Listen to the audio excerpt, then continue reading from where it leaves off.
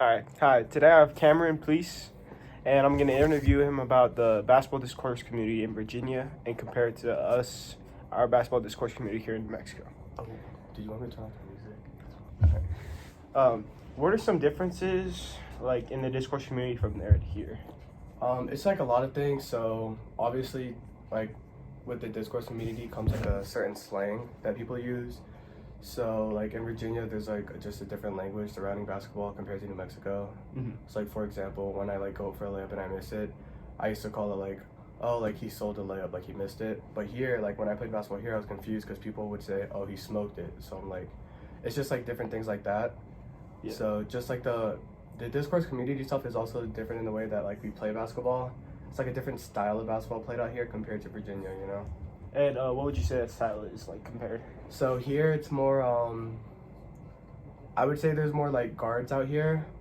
It's more of like an ISO centered basketball play where it's you don't use as many like pick and screens and rolls in that. Yeah. Whereas in Virginia, there were, well, at least who I played with a lot of big people.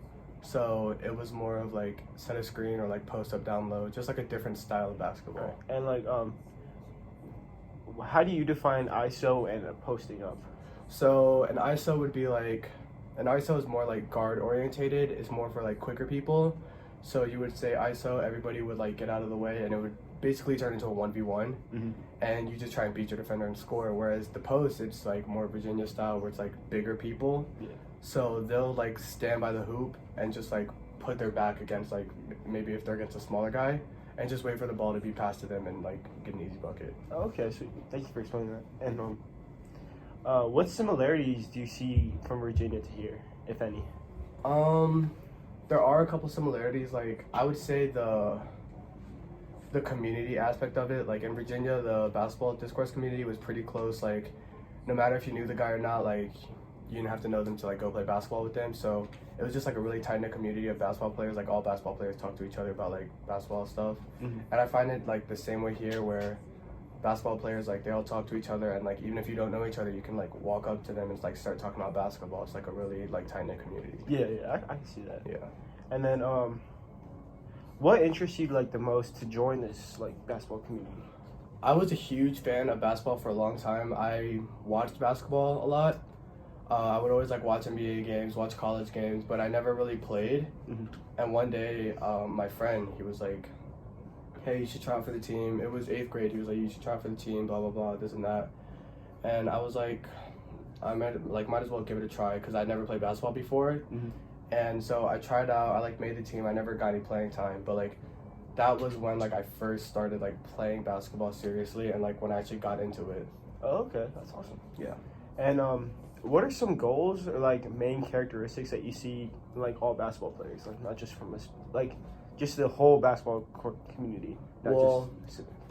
I would say like out of the entire basketball discourse community, like obviously their main goal is to better themselves. Everyone's always trying to get better all the time. Mm-hmm. I would also say another main goal for people who don't play seriously is just like have fun. I remember before I started like getting college offers and things like that, like before I was taking the sport seriously, I was really just doing it for fun and I really enjoyed playing basketball. Mm-hmm.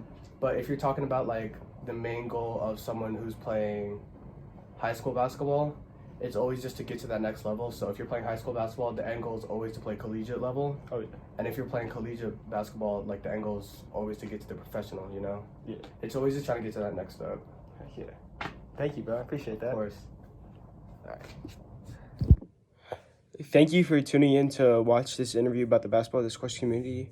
I hope you learned about a lot about the separate discourse communities and how they differ and how they're similar. And I hope now that you have a greater understanding and understand that not all basketball players are the same, that they all come from different places and they're all different, but in the end, we're all in one community, but we're not the same.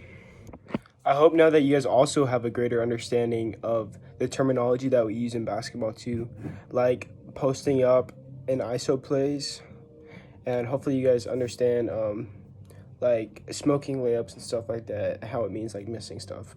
And thank you for your time. Goodbye.